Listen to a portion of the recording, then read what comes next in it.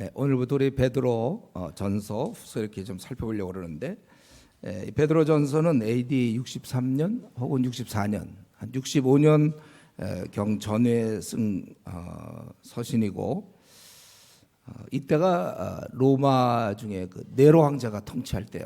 네로 황제가 AD 54년부터 68년까지 통치하며 신자들을 많이 박해하고 죽였고 그랬는데, 바로 그 기간입니다. 이때 이 베드로 사도는 로마에 있었던 것 같아요. 그가 이제 이 편지하는데 예수 그리스도의 사도 베드로는 본도, 갈라디아, 갑바도기아, 아시아와 비두니아에 흩어진 나그네, 이렇게 그 수신자를 밝히고 있습니다. 이건 대충 그 소아시아 5개 지역, 지금의 그 터키의 북부입니다. 아마도 그때 예루살렘 교회 왔던 유대인들이 복음을 듣고 돌아가서 세운 것 같아요. 그래서 여기 보면 흩어진 나그네는 장소적일 수도 있겠고, 또 실제로 우리의 삶 자체가, 저와 여러분은 이제 우리의 고향이 이곳이 아니니까, 한국이 아니고 우린 천국이니까 이 땅에서 이제 나그네의 삶을 사는 거예요. 아마 그 당시 우리가 역사적으로는 박해적 상황이기 때문에 그 당시 성도들이 나름대로 좀 어려움을 겪었겠다, 우리가 생각할 수 있겠고, 실제 베드로전서 쭉 살펴보면 고난에 대해서 많이 얘기합니다. 근데 이 글을 쓰는 이제 이 발신자, 그는 누군가, 이렇게 표현하고 있죠. 예수 그리스도의 사도 베드로는, 이렇게 얘기했어요. 이전 같으면 이제 어부 베드로는 이래야 되는데, 예수 그리스도의 사도 베드로. 글쎄요, 여러분이 이걸 읽을 때 어떻게 읽는지 모르지만 참 이거는 너무나 값진, 이 베드로로 볼 땐 너무나 이게 귀하고 얼마나 그 어울리는 말인지 몰라요. 이전에는 주님을 따른다고 그러면서 제대로 뭐 별 생각도 없었고 영광만 생각했고, 누군가 좌우편에 앉겠다고 그럴 때 굉장히 분을 냈고, 자기도 그렇고, 예수님께서 함께 기도하자고 겟세마네 동산에 데리고 갔을 때는 거기서 쿨쿨 자고, 다른 사람은 다 부인할지라도 자기는 부인하지 않겠다. 예수님 잡히시던 날 결국 그는 3번씩이나 부인하고 나중엔 저주까지 했죠. 그런 그였지만은 지금 그는 어린 자를 돌보고 있어요. 과거의 모습과는 너무나 달라요. 어린 자를 돌보고 있고, 이렇게 편지를 써가며 그들을 권면하고 가르치고 격려하고 있는 것입니다. 더구나 이 박해적 상황에서. 이건 뭘 얘기합니까? 예수 그리스도의 사도 베드로는 그렇게 편지 쓰는 것은 이제 자기의 삶은 제 궤도에 올랐다는 거예요. 정상적인 상태며 복된 삶입니다. 주님과의 관계가 이제는 확실히 정리됐다는 것이죠.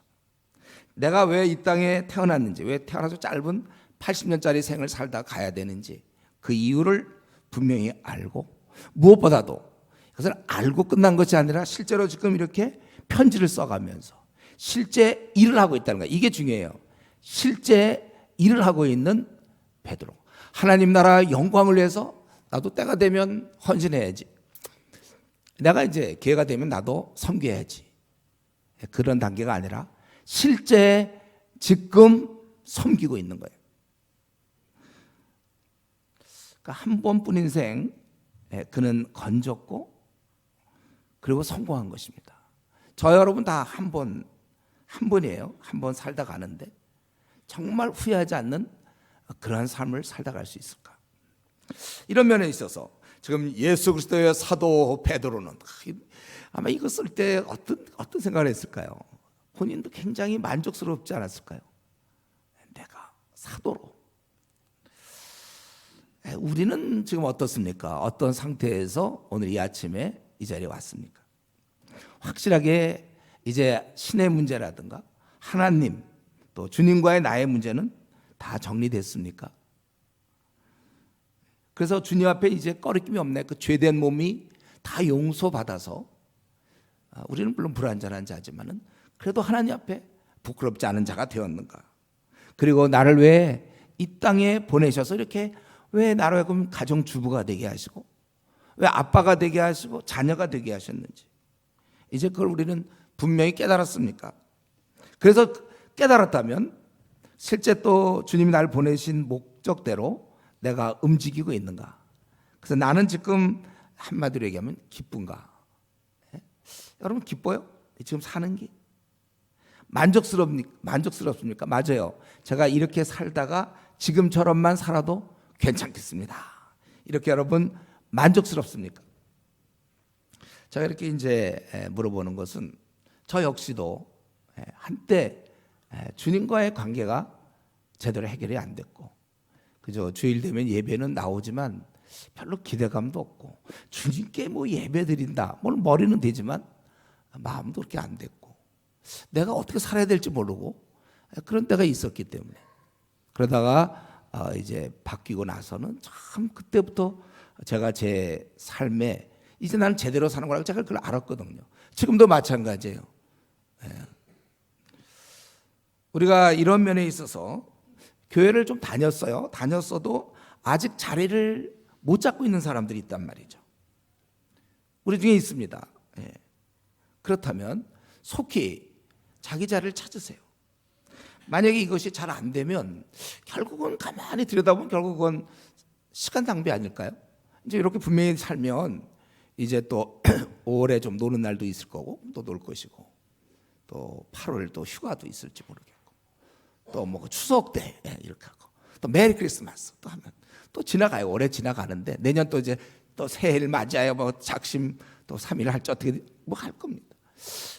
그렇게 그냥 가는 게, 그게 들여다보면 그 시간 낭비라고. 그 큰 카테고리 안에 들어가요. 하나님 날 왜 이 땅에 보내신지 모르고 내가 그 일을 하고 있지 않는 한 어차피 시간 낭비죠. 여러분, 저 여러분은 주님이 기뻐하는 삶이 있어요. 우리가 그런 삶을 살아야 돼요. 우리는 세상적으로 보면 일반 뭐 청년들, 요즘 청년들 같으면은 이제 직장, 좋은 직장 들어가서 자리 잡는 거, 뭐 들어가기도 요즘 힘들어요.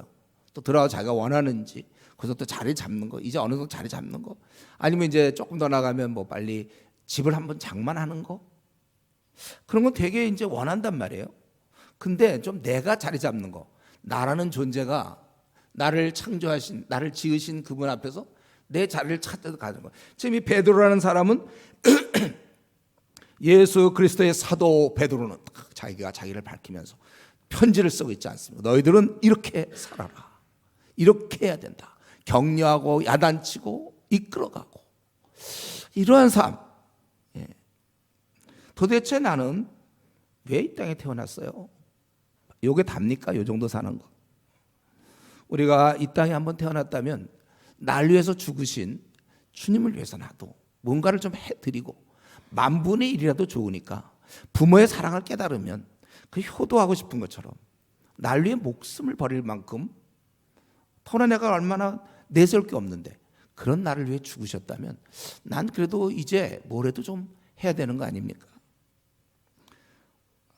우리 바라기는, 저 여러분, 주님이 기뻐하시는 일을 현재 하고 있으면 좋겠어요. 막연히 때가 되면, 우리 늘 보통 모태신앙들이 하는 말 있잖아요. 때가 되면 나도 헌신하겠다. 벌써 때는 벌써 왕창 지났는데, 이미 때는 끝나가고 있는데 또 때가 되면, 이러다가 보통 주님 만나는 거예요. 선배들 대부분 그랬어요. 자기도 그 늪에 빠져서 때가 되면, 지금 움직여야 될 텐데 때가 되면 벌써 지났는데요. 벌써 지났어요. 오늘 여러분, 만약에 내가 지금 이렇게 사는 게 솔직하게, 아주 정직하게 주님을 별로 기쁨을 못 드린 것 같다. 자기는 기쁠 줄 몰라요. 자기의 육신.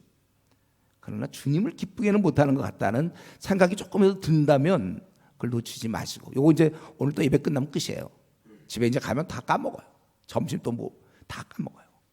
요거 놓치지 마시고, 내가 지금 별로 주님을 기쁘게 해드리는 것 같지 않다, 이런 생각이 들면 결단해요. 결단. 한 번의 결단이 중요한 거예요. 내가 이제 이렇게 살겠다. 딱 마음을 정하는 거. 보통 마음을 한번 저도 대학 시절에 마음을 정한 거잖아요. 내가 이제 주를 위해 한번 날 살겠다. 딱 그렇게 마음을 정하니까 얼마나 좋은지 몰라요. 그거 그냥 끈적끈적하고 막 버티는 거 뻔히 알면서, 길이 뻔히 이렇게 살아야 되는 걸 알면서도 버티다가 딱 마음을 정하니까 그때부터 광명이 찾아온 거예요. 좋아요. 그때는 힘이 생기는 거예요. 그때는 짠! 야, 좋았어요. 봐라 이제. 근데 세상을 향해서 내가 내 자신을 이제 드리며 그때가 참 얼마나 귀한지 몰라요. 혹시 지금 여러분 난 별로 그렇게 뭐 주님을 위해서 사는 것 같지도 않고 별로 뭐 이렇게 그렇다. 혹시 이런 생각이 들면 결단, 주님을 위해 사세요. 좋잖아요. 그 뭐 결단하면 되잖아요. 이제 자기는 사도 베드로라고 얘기하고 그들에 대해서 이렇게 얘기하고 있죠. 2절에 보면 곧 아버지의 미리 아심을 따라 수신자의 모습이에요. 성령이 거룩하게 하심으로 순종함과 예수 그리스도의 핏부림을 얻기 위하여 택하심을 받은 자들에게 편지하노니. 다 들어와요. 지금 뭘 해서 편지한다고? 누구한테요?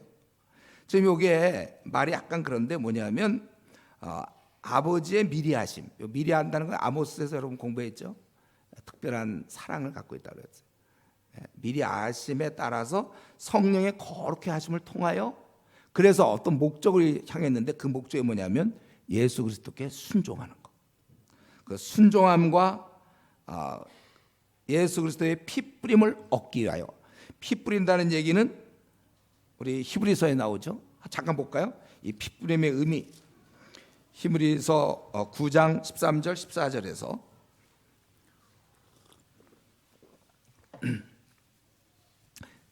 구약의 배경을 알아야 되죠. 구약의 제사 드리던 거. 염소와 황소의 피와 및 암송아지의 죄를 부정한 자에게 뿌려. 그 당시에 죄를 지은 자들의 죄 용서를 받기 위해서는 짐승의 피가 필요했잖아요. 그 육체를 정결하게 하여 거룩하게 하거든. 14절 하물며 영원하신 성령으로 말미암아 흠없이 자기를 하나님께 드린 그리스도의 피가 우리 주님의 보혈은 능력이 있어서 어찌 너희 양심을 죽은 행실에서 깨끗하게 하고 살아계신 하나님을 섬기게 하지 못하겠느냐. 죄 씻음, 그 십자가에서 흘리신 주의 그 보혈, 그 피로 말미암아 우리는 용서함을 얻는 거잖아요. 바로 그것을 얻고자 하는 거예요. 그러니까 너희들이 누군가, 너희들은 하나님의 특별한 사랑과 성령의 그러한 감동으로 말미암아 성결케 하심을 말미암아 너희들은 결국 죄 씻음 받고 순종한 자들이다 그거예요. 그럼 순서를 좀 바꿔서 핏뿌림과 순종함으로 원래 순서가 돼야 되지 않습니까? 저는 그래서 이걸 왜 순서를 베드로가 왜 이렇게 썼을까? 베드로 사도가 제가 보기엔 강조 같아, 강조. 그래서 최종 목적은 우리가 거듭나는 것, 그래서 어떻게 하라고? 순종하는, 이게 이제 삶이 시작되는 거거든요. 요 거듭나는 건 자격이고 하나님 나라의 이제 백성이 되는 거고 자녀가 되는 거고, 순종이라는 것은 하나님께 순종한다는 건 그 삶의 형태예요. 그래서 이 순종을 먼저 갖다 넣은 거예요. 왜냐하면 그걸 강조하는 거예요. 너희가 이전에는 멋대로 살았다. 다른 말로 하면 너희가 원하는 대로 살았다고 했어요. 성경은 너희가 원하는 대로 살았다. 누구나 다 지금도 자기 원하는 대로 살고, 내가 자유인데 왜 그러느냐. 자기가 뜻한 대로 살아요. 그게 거듭나기 전에 안 믿는 자의 모습이고, 믿는 자는 순종하며 산다는 거예요. 이 차이. 우리는 믿기 전에는 불순종했지만 믿은 후에는 순종했다. 이 로마서 1장에서 바울 사도가 얘기하는 거잖아요. 자기가 해야 될 일은 너희들을 믿게 하는 게 아니라 너희들을 믿어 순종케 하려고 한다. 그거. 이게 정상적인 삶이죠. 우리 순종하는 거, 주님의 뜻에 순종하는 거. 근데 이제 주님의 뜻에 순종하는 게 아니라 자기 뜻에 순종하는 사람들이 있어요. 자기가 원하는 대로 사는 사람, 자기의 감정과 자기가 바라는 거. 참, 그런데 믿고 나서도, 그건 믿기 전엔 다 그랬습니다. 내가 하고 싶은 대로 하는데 왜 간섭이 많습니까? 이거지. 우리 믿기 전엔 다 그랬어요. 그러나 믿고 나서도 계속해서 이렇게 불순종하고 자기 원하는 대로 산다는 거, 그런 경우를 우리가 종종 보는데 이게 제일 난처한 거예요. 이거는 어떻게 이렇게 해볼 수가 없어요. 신앙의 이 근본이 안 된 거거든요. 집을 지려면 기초를, 저희 집 보니까 옆에 이제 이번에 집 부시고 집을 짓던데 보면 기초부터 닦는 거예요. 이게 돼 있어야 뭐 건축 얘기가 되지. 이 기초가 안 되고서 어떻게 건축이 됩니까? 예수님께 순종하겠다는 마음의 결심이 없는 채 어떻게 신앙생활이 그게 가능합니까? 그러니까 이제 그게 미지근이에요. 그러니까 그게 그냥 대충 하는 것이죠. 예를 들면 우리 가정이 형성되려면 부모가 자녀를 사랑해야죠. 또 자녀는 부모를 참 이렇게 섬기고, 그리고 남편이 아내를 사랑해야 그래 가정이 되는 거 아니에요?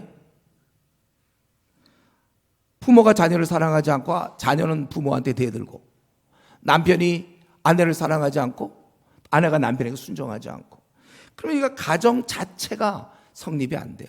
여러분 우리 구약에 나오는 그 압살롬 압살롬이 아버지 다윗을 죽이려고 그랬어요. 거기에 무슨 아름다운 스위트홈이 있습니까? 무슨 그게 제대로 된 가정생활이겠어요? 아니 아들이 자식이 부모 죽이려고 그러는데 그게 무슨 정상적인 가정입니까? 그건 해당적 가정 얘기가 안 되는 거예요. 그거는 예수님께 우리가 그동안 불복종하고 대항했던 사람이에요. 다른 말로 한다면 내 마음의 원대로 살아 본질상 진노의 자녀더니, 에베소 2장 3절. 내 마음의 원대로 살았어요. 그동안은. 이제 신앙이 시작된다는 건 그분께 맡기는 거잖아요. 그분께 순종하는 거거든요. 그러면 내가 교회는 다니겠지만 그분께 순종하지는 않겠다. 그러면 신앙생활이라는 애당초 그거는 펼쳐질 수가 없는 겁니다. 그래서 우리 보면은 성도라고 하는데 불순종하는 경우가 있잖아요. 저는 이게 한국 교회의 아주 큰 문제 중에 아주 대표적이라고 생각해요. 교회를 다니지만 주님께는 충성하지 않는, 우리 보통 얘기하는 때가 되면 나도 헌신하겠다, 그 개념 같은 개념이죠. 실제로 제가 이거 말씀을 준비하면서 생각해 보니까 이렇게 다 순종하기 위해서 여기 보면 아예 마음 놓고 베드로는 얘기했단 말이에요. 베드로 사도는 거룩게 하심으로 순종함과 예수 그리스도의 피 뿌림을 얻기 위하여 택하심을 받은, 너희들의 애당초 순종하기 위해서 왔는데, 분명히 이건 너무 당연한데, 근데 우리 현실적으로 보면은 예수님을 믿는다고 하면서도 순종하지 않는 경우를 많이 본단 말이에요. 그래서 이게 어떻게 가능할까? 좀 제가 생각한 거예요. 생각해 보니까 첫 번째 한 세 가지 가능성을 생각해 봤어요. 첫 번째는 애당초 민득이 아니다. 그러니까 우리가 헷갈리면 안 되죠. 교회에 나오는 것과 주님께 충성하고 주님께 순종하는 건 다른 말이에요. 그 교회를 다니는 교인과 거듭난 하나님의 백성, 이건 다른 겁니다. 교회에 나오는 것이 거듭남이 아니라는 건 다 알고 있죠. 그러니까 그거는 습관에 의해서 나올 수 있어요. 어떤 종교 심해에서 나올 수는 있습니다. 그러나 몸은 습관에 따라 나올 수 있지만 마음은, 교회 안에 지금 이 자리에 앉아 있어도 마음은 하나님께 굴복하지 않을 수 있다는 거예요. 누구한테 굴복하죠? 자기에게. 자기의 원함에, 자기 하고 싶은 대로, 주님이 하고 싶은 대로가 아니라 자기가 하고 싶은 대로 굴복하는 경우, 그런 경우를 우리 바울 사도는 고린도전서 9장 27절에서 어떻게 얘기했습니까? 고린도전서 9장. 제가 보통 이런 얘기하면 보통 찾나요, 여러분? 계속 묵상하시나요? 고린도전서 9장 27절에 이렇게 있잖아요.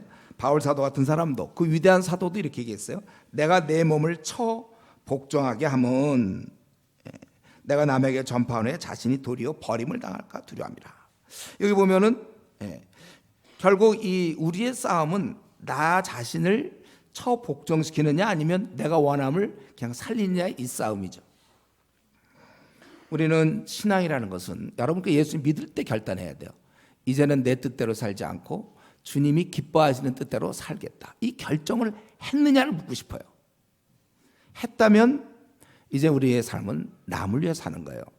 나 자신을 위해 살았지만, 나의 만족과 유익을 위해 살았지만 이제 남을 위해 사는 삶, 그게 신앙생활이라고요. 신앙생활. 오늘날 목사가 욕먹는 이유는, 또 성도가 욕먹는 이유는 말은 성도요, 뭐 교회 집사 장로요, 목사인데 돈을 떼어먹는다든가 아니면 자기 호의호식한다든가 이런 것 때문에 욕먹잖아요.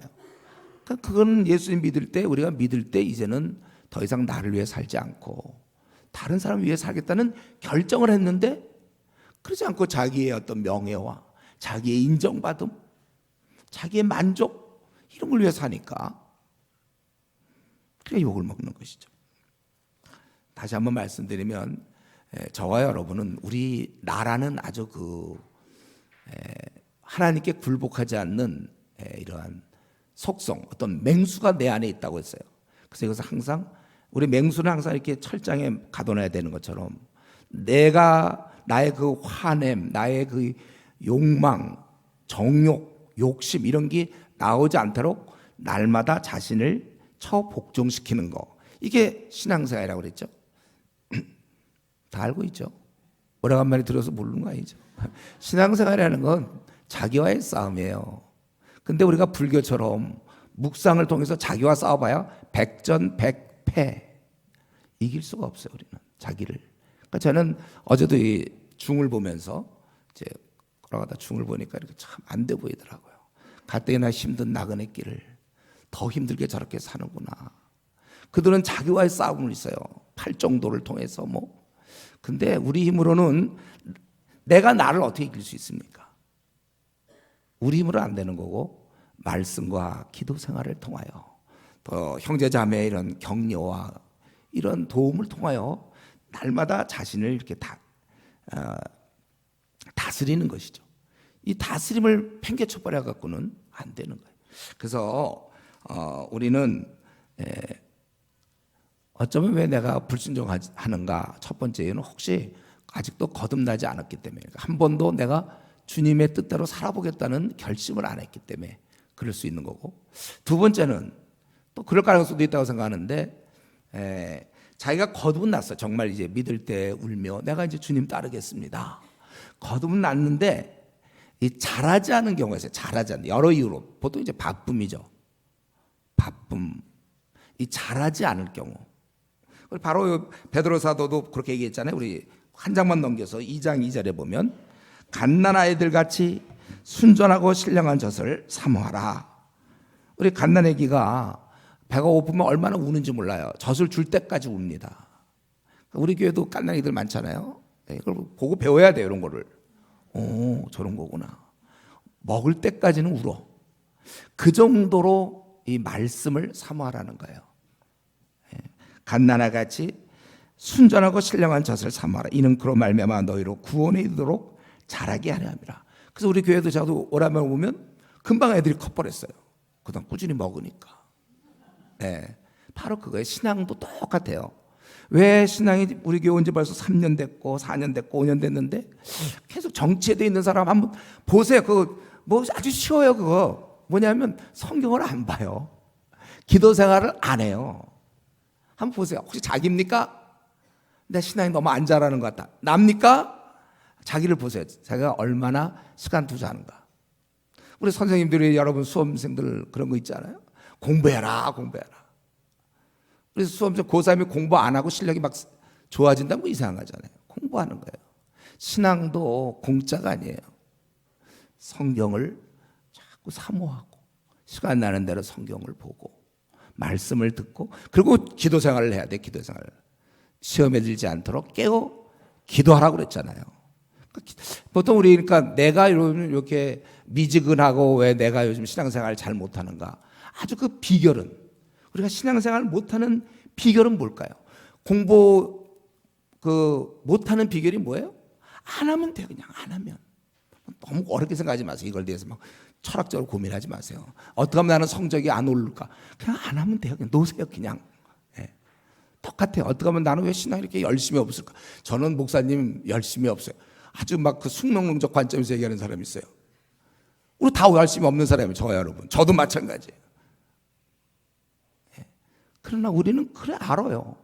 다만 말씀의 능력에, 말씀이 나를 사로잡아요. 그 깨달음이. 신앙생활을 그렇게 하는 거예요. 또 기도하면서 내 심령이 새롭게 되며 이렇게 되는 거예요.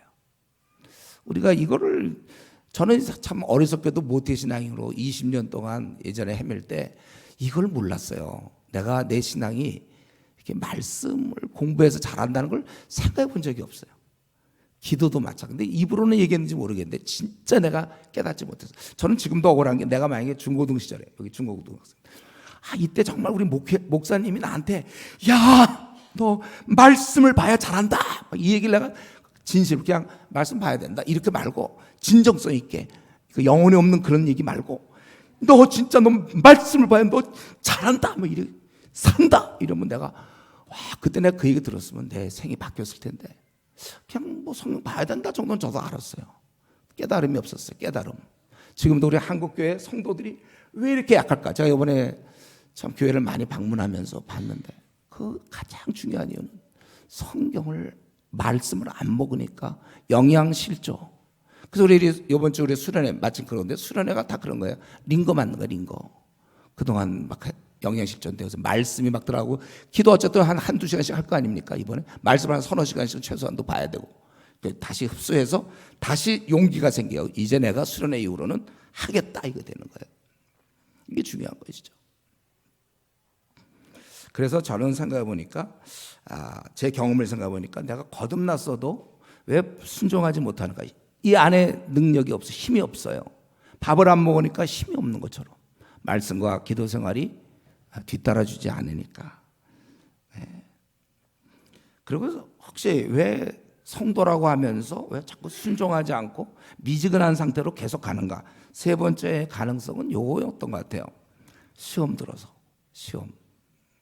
그러니까 내가 열심히 한때 열심을 내서 기도를 했어요. 이때 하나님 딱 들어왔으면 더 열심을 낼 뻔했는데 응답 못 받았어요. 남들은 잘도 뭐 시집도 가고 장가도 가고 취직도 잘하고 돈도 많이 벌고 좋은 남편 만나고 좋은 아내 만나고 나는 근데 뭐 어떻게 왜 이렇게 가난하며 뭐 집안이 어쩌고 또 뭐 자기가 그래서 뭐 일이 자꾸 안 풀리거나 뭐 교통사고를 무슨 사고를 나거나 남들은 잘도 되는데 난 뭔가 하나님 나를 사랑하시는가? 제가 한번 다시 말씀드려요. 하나님이 나를 사랑하는가는 이 벌어지는 것 갖고 따지지 말라고 그랬죠. 벌어지는 걸 따지면 안 돼요. 하나님 나를 사랑하는가는 십자가를 묵상하라고 그랬죠. 이미 아들이 예수님께서 날 위해 죽으셨단 말이에요. 그 사건이면 되지 뭐 더 그 다음에 설명이 필요합니까? 부모가 날 사랑하나 안 하나, 선물 주나 안 주나, 선물의 크기 막 이런 걸로 따지면 안 되잖아요. 부모는 나를 사랑해요, 여러분. 기본이에요, 이거는. 하나님은 여러분을 사랑합니다. 근데 왜 나는 왜 요 모양 요 꼴입니까? 기도 제목이죠. 기도하는 거예요. 선한 목자를 믿고 이게 믿음이에요. 그래서 보통 왜 내가 한때 열심을 내다가 왜 요즘 푹 사갔는가? 왜 줄어들었는가? 그것은 시험 들어서 그래요. 그래서 기도하는 사람은 시험에 안 드는데 원래.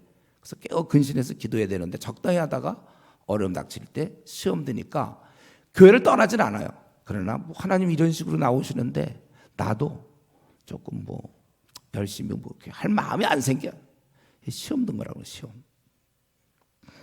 여러분, 우리는 내가 어떠한 경우든지 간에 성도는 하나님을 기쁘게 하는 자고 순종하는 자입니다. 우리가 그렇게 될 수 있도록 더욱 우리가 기도하고 오늘부터라도 지금까지는 어떻게 지냈는지 모르더라도 첫 번, 두 번, 세 번째 가능성을 얘기했죠. 거듭나지 않았거나 잘하지 않았거나 시험 들었거나 이제 혹시 나에게 해당되는 게 있다면 다시 마음을 먹고 십자가 앞에 나가세요. 날 위해 죽으신 그분 앞에 내 행동이 지금 말이 되는가? 이렇게 하는 게 옳은 것인가? 여러분 스스로 질문하세요.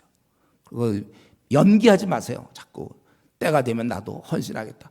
그건 너무나 옛날부터 오랫동안 하여튼 몇천 년 써먹은 건지 몰라요. 때가 되면 헌신하겠다. 다 그래서 망한 거예요. 주님께 책망 듣는 것이고. 오늘 이제 이러한 수신자들에게 우리 이제 베드로 사도는 뭐라고 얘기합니까? 3절에 보면 우리 주 예수 그리스도의 아버지 하나님을 찬송하자 이렇게 돼 있어요. 지금 상황이 흩어진 나그네며 또 역사적으로 볼 때도 지금 굉장히 힘든 상황이 분명합니다. 많이 순교도 당하고. 근데 찬송을 한다는 거예요. 이런 것들이 우리를 우울하게 만들 수 없다는 거예요. 왜 그렇습니까? 그것은 왜냐하면 그의 많으신 긍휼대로 예수 그리스도를 죽은 자 가운데서 부활하게 하심으로 말미암아 우리를 거듭나게 하사 산 소망이 있게 하시며. 왜 우리가 힘든 상황에도 찬송합니까? 기뻐합니까? 찬양합니까? 그것은 산 소망. 여기 보니까 우리를 거듭나게 하사 이렇게 돼 있어요. 우리가 미국에서 태어난 사람은 미국 국적을 갖는 거예요. 우리는 천국 국적을 갖고 있어요. 왜요? 주님 안에서 거듭났기 때문에. 천국에 우리는 영원토록 살 이 자격이 주어진 것이죠. 그러니까 그래서 산 소망을 갖게 됐다는 거예요. 진짜 이게 소망이에요. 우리가 뭐 이제 남북 통일의 소망을 갖고 또 어떤 뭐 결혼의 소망을 갖고 뭐 자녀가 뭐 될 소망, 직장에 들어갈 소망, 많은 소망이 있을 겁니다. 그러나 그것은 지나가는 것이고 진짜 참 소망은 나라는 존재 전체가 천국으로 옮겨지는 거듭나게 하사 산 소망이 있다는 거예요. 또한 썩지 않고 더럽히지 않고 쇠하지 아니하는 유업을 잊게 하시나니 곧 너희를 위하여 하늘에 간직하신 것이라.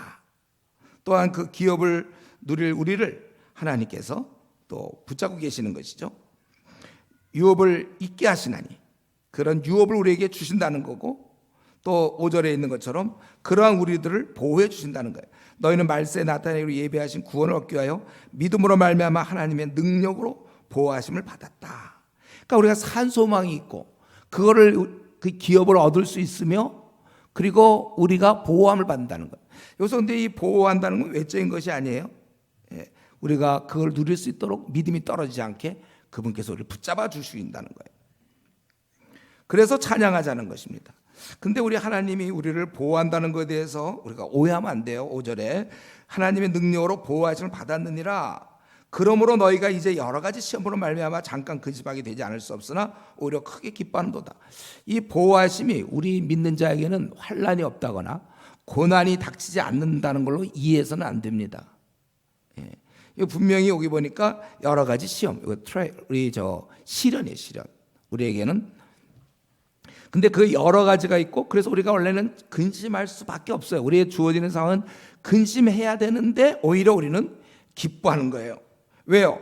7절에 있는 것처럼 너희 믿음의 확실한 불로 연단에 없어질 금보다 더 귀하여 예수 그리스도께서 나타나실 때 칭찬과 영광과 존귀를 얻게 할 것이다. 우리가 왜 기뻐하냐면 이런 환난을 당했을 때, 시련을 당했을 때 기뻐할 것은 이걸 통하여 우리 믿음이 연단이 된단 말이에요. 그래서 결과적으로는 그날 칭찬을 받게 된다는 거예요. 영광과 존귀를 누린다는 것입니다. 그러니까 우리가 알아야 돼요. 저 여러분에게 닥친 역경이나 시련, 왜 나에게 하필 이런 고난이 나한테 찾아왔는가? 왜 나에게 이런 어려움이 찾아왔는가? 그거는 결국 우리를 온전케 하기 위해서, 그래서 그 어려움이 사용된 거예요. 우리가 이것은 참으로 귀하고 좋은 겁니다. 내 믿음을, 아주 지푸라 같은 믿음을 튼튼하게 만들어줘서 결국 이런 훈련을 통해서 칭찬과 영광과 존귀를 얻도록 그렇게 하신다는 것입니다. 그래서 원래 우리가 만약에 이러한 믿음을 갖고 있다면 우리 많은 어려움을 당할 때도 우리가 이겨나갈 수 있어요. 이러한 고난이라든가 나에게 닥친, 왜 하필 나에게, 우리 집안에, 내 어떤 조건에 왜 이런 병이 뭐 여러 가지가 있지 않겠습니까? 이런 왜 가난이 찾아왔고 집안에 왜 이런 일이 생겼으며 뭐 나에게 어떤 찾아온 그 고난이라는 것은 다른 말로 번역하면 훈련이다 이거죠. 훈련. 나를 정금처럼 금보다 더 귀한 그러한 믿음을 줘서 그날 영광을 얻게 하고 칭찬을 듣게 하는 것이다. 그러니까 운동선수들은 그 운동이 참 중요한 거예요. 운동, 연습. 운동선수들은 연습을 해야죠. 그 연습이 주어진다고 해서 그걸 우리가 괴롭게 생각하면 안 되는 거예요. 그걸 해야 되는 거예요. 어려운 많은 이런 운동을 하고 연습을 해서 고난도의 기술을 우리가 갖게 되는 겁니다. 김연아 씨 같은 경우도 그냥 걔는 태어나면서부터 그냥 저절로 휙 돌아가지고 그냥 그런 거 없어요. 수많은 엉덩방아를 찐 거예요. 그럼 남들보다 2배 이상 연습했다고 그랬죠.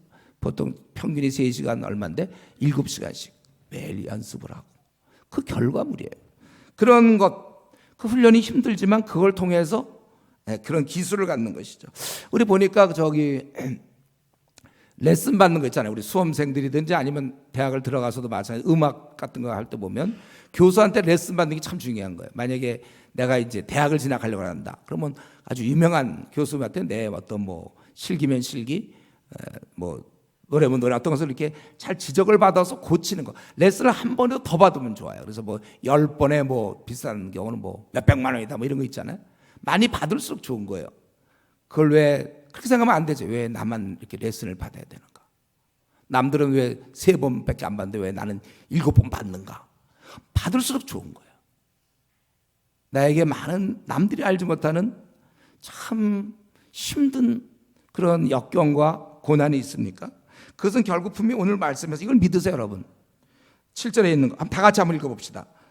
너의 믿음의 확실함은 불로 연단하여도 없어질 금보다 더 귀하여 예수 그리스도께서 나타나실 때 칭찬과 영광과 존귀를 얻게 할 것이니라.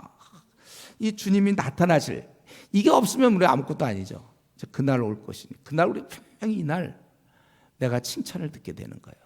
우리 올림픽 선수들 준비할 때 분명히 그날을 생각해요.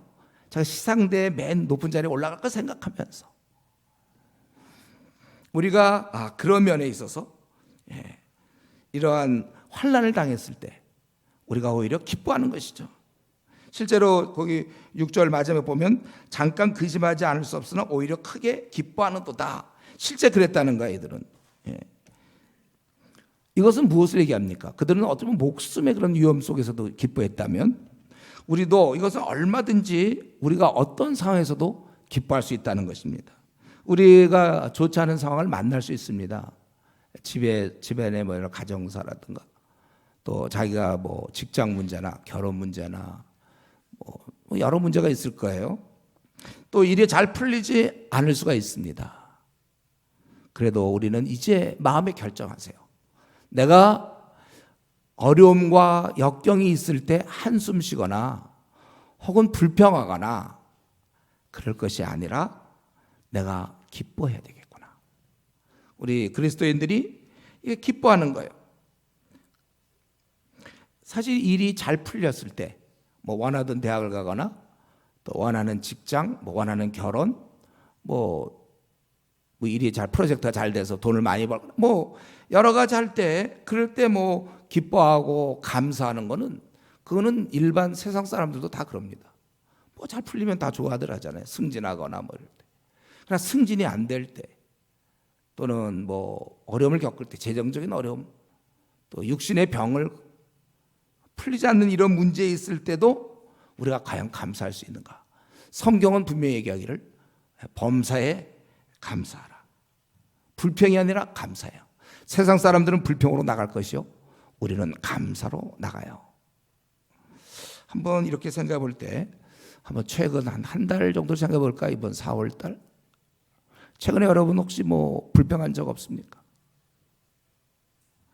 성경은 나보고 범사에 감사하라고 그랬는데 혹시 내가 입으로 얘기 안 했지만 마음으로 혹시 이렇게 불평한 적은 없는지 우리 자신을 살펴봐야 되겠어요. 우리 늘 제가 좋아하는 장미꽃 감사, 장미꽃 가시 감사. 제가 잘 썼다고 그랬죠. 그거 어떻게 감사할 수 있겠는가?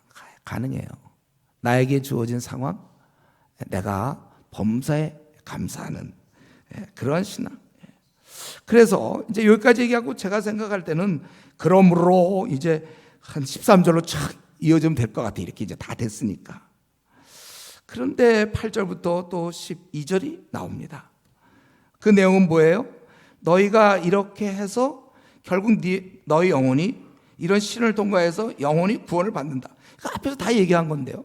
그리고 이 구원은 10절에 보면 이 구원에 대해서 이게 얼마나 귀한가를 얘기하려고 사실 그 구약의 선지자들이 예언해서 앞으로 이런 엄청난 축복이 있다 막 그런 얘기를 했지만 본인도 잘 몰라요. 왜냐하면 11절에 자기 속에 계신 그리스도 영이 그것을 미리 예언하여 그게 언제 그런 일이 벌어지는가를 이들이 상고했다는 거예요.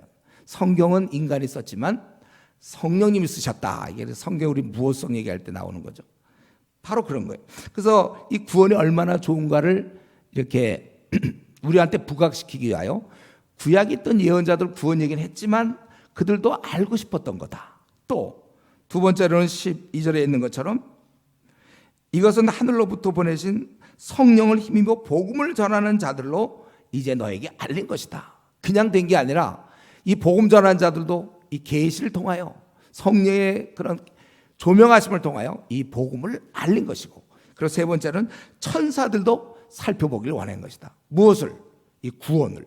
그러니까 이 구원이 얼마나 귀한가를 설명하려고 그런 것입니다.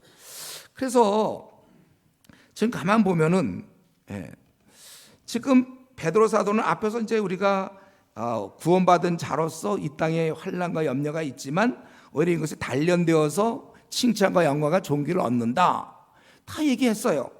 그런데 왜 또 보니까 8절 9절에 예수를 너희가 보지 못하였으나 사랑하는다, 이제 보지 못하나 믿고 말할 수 없는 영광스러운 즐거움으로 기뻐하니 믿음의 결국 곧 영혼의 구원을 받음이라, 그렇게 얘기했단 말이에요. 그 다음에는 이제 세 부류를 얘기했는데, 제가 이 말씀을 준비하면서 왜 이렇게 중복되는 얘기를 또 하나, 참 이거 그냥 좀 이렇게 딱 쌈박하게 탁탁 논리가 떨어져야 되는데, 아니 왜 또 나와 다시. 나 이제 한참 다 구원 얘기 다 했어요. 이제 우리가 구원을 받고 이제 막 얘기했는데 또 나와 구원.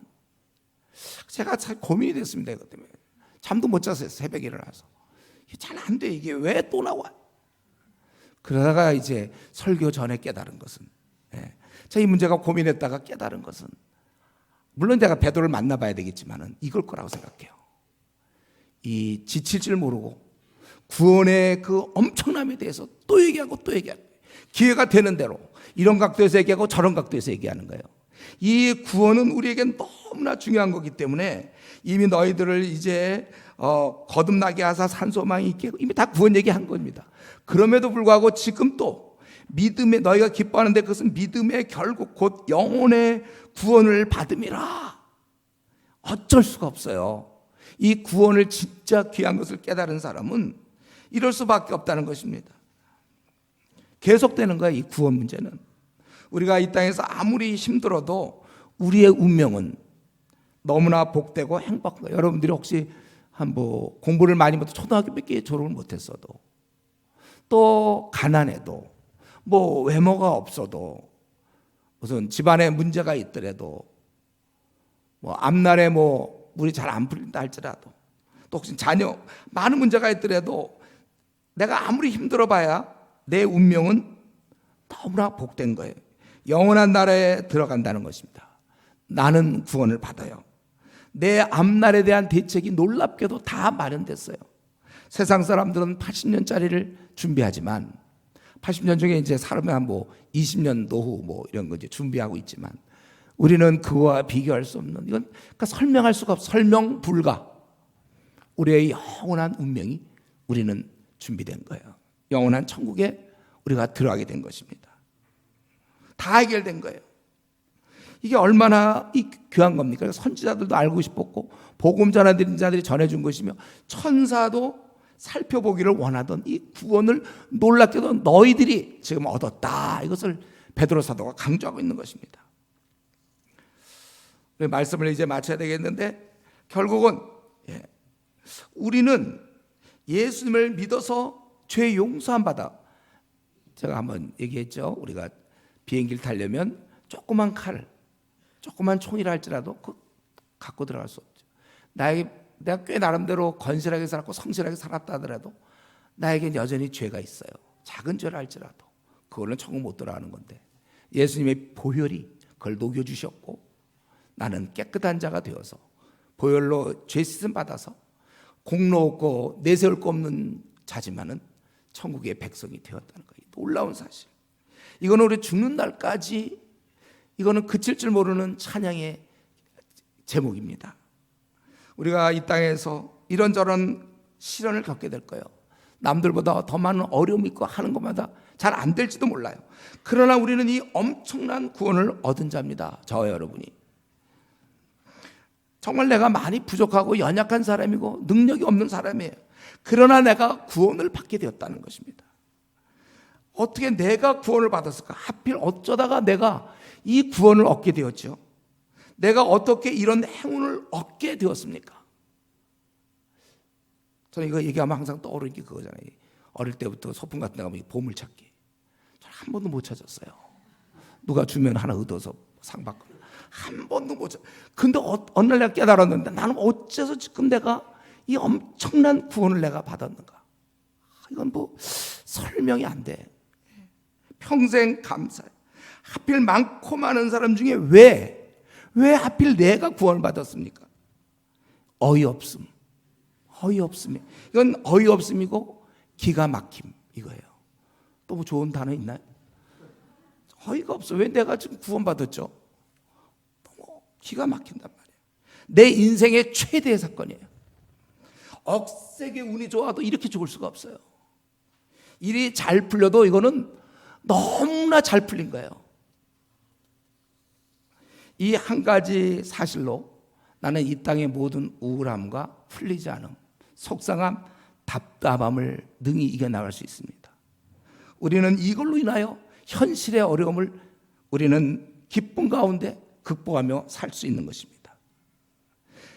지질이 일도 안 풀리고 되는 일 하나도 없는 현실이랄지라도 참 억울해요. 이때만 좀 뭐가 바뀌었으면 하고 후회스러운 많은 일들이, 내가 잘못을 했든 상황이 어쨌든 간에 현재 어쨌든 내 상태가 비참하다 할지라도 여기에 우리가 눌리면 안 됩니다.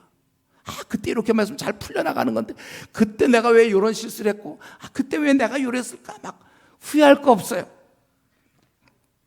오히려 우리는 이 엄청난 축복에 우리가 그 영향 속에 들어가 있어야 돼요. 그래서 우리는 아무리 힘들어도 그 성경에 보면 항상 기뻐하라가 있잖아요. 좋을 때 기뻐하라 이렇게 하는 건 항상 기뻐하라.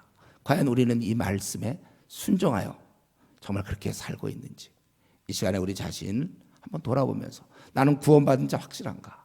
하나님께 순종하며 그래서 나에게 많은 닥치는 환난을 오히려 더 많은 나에게 레슨, 훈련을 시키는 줄 알고 내가 정말 정금보다 더 빛나는 믿음을 소유해서 칭찬, 영광, 존귀함을 생각하면서 그래서 내가 현실에 빠져있지 않고 우울해하지 아니하며 오히려 범사에 감사하고 항상 기뻐하는 그러한 삶을 오늘부터 내가 살 것을 결단하고 앞으로 여러분들 우리 입에서 불평이 없고 어려운 문제는 기도 제목인 줄 알고 우리가 감사하면서 기뻐하면서 그렇게 살아갈 수 있기를 바랍니다. 이 시간 우리 기도할 때 우리 좀 보통 때보다 한 2배 정도 좀 더 기도 시간을 갖겠습니다. 좀 이런 문제를 왜냐하면 이 시간 끝나면 또 다 잊어버려요. 좀 이따 밥 먹잖아요. 다 까먹어요. 그러면 반찬이 어쩌다 보면 다 잊어버려요. 지금 내 영혼이 최근에 내가 혹시 불평한 적 없는지 아니면 어쨌든 내 생이 지금 만족스럽지 않은지 과거에 내가 잘못 그런 거 자꾸 따지지 말고 나에게 이 엄청난 행운이 주어졌는데 나는 감사하면서 내 평생에 감사할 것이고 내가 항상 기뻐할 것이다. 이제 더 이상 불평하기 시간이 없어요. 짧아요. 나의 영원한 운명이 결정되었고 천국 백성 되었는데 내가 그렇게 살겠습니다. 한번 여러분 결단해서 우리 보통 때보다 한 2배 정도 우리 좀 더 기도하면서 하나님께 나가겠습니다. 같이 기도합시다.